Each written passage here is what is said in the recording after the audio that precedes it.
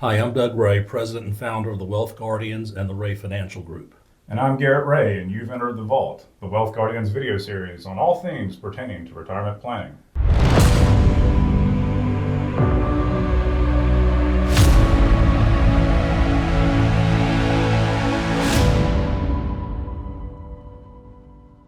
In this episode, we're going to cover, should you have precious metals as part of your portfolio? Don't forget the like and subscribe buttons down below, and let's get into this.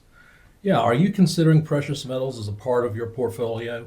Would you like to hear some thoughts on how the Wealth Guardians view precious metals? Because, quite frankly, we're asked about this all the time. Absolutely, Doug. So let's just jump right into it. When should we consider precious metals as part of an investment portfolio? Well, certainly it's an asset class, and typically precious metals go up with inflation. They go up when you have geopolitical turmoil. Yep. And boy, don't we have both of those right now. We do, and one thing that you can kind of always see precious metals do well in is times of uncertainty, particularly when it's pertaining to governments in general. And when there's a lot of geopolitical turmoil out there, you tend to see people fly to safety into some of these precious metals. Yep, 100%. Absolutely. Well, okay, so we understand kind of what precious metals can do as part of an asset class inside of our portfolio. If we're considering this, how much of our portfolio should be allocated towards precious metals? I've heard a general rule of thumb is about 10%, but Yeah. I think that's going to vary from, person to person. Yeah. I do things differently with my coin collecting. Okay. My grandfather started me when I was a kid. He'd give me a silver dollar every birthday. Sure. And that just kind of propelled me into a hobby of coin collecting. But to do it that way, you've got to learn the numismatic value, the grading, the mintage, and all that stuff. And most people don't want to take the time to learn all of that. Yeah. How do you know what coin you have is it really any good, or is it of high enough quality to be an investment? Right. Yeah. Okay. Fair enough.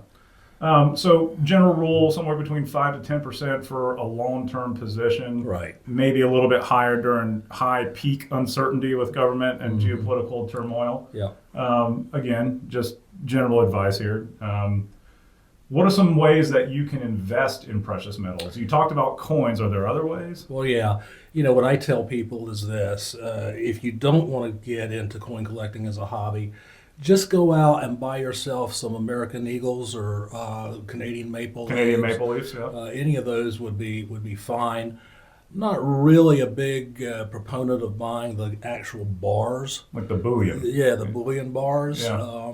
Because if you ever do want to use them for perhaps barter or whatever, it's much easier to barter with a coin than it is a bar. Okay. And just general thoughts on your perspective. You've talked a lot about coins and the different mintages and that sort of thing.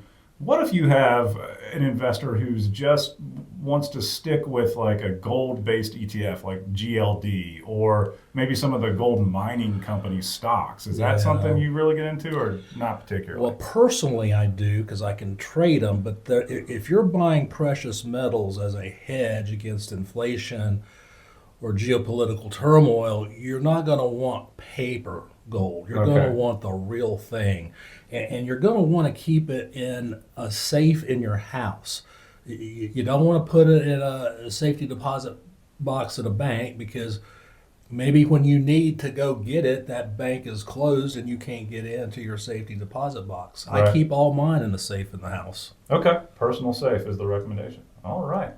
Well, thank you for sharing that insight, Doug. That's going to wrap it up for this episode of The Vault. Again, feel free to hit the like and subscribe buttons down here below to catch up on all future episodes. And remember, financial plans don't create themselves.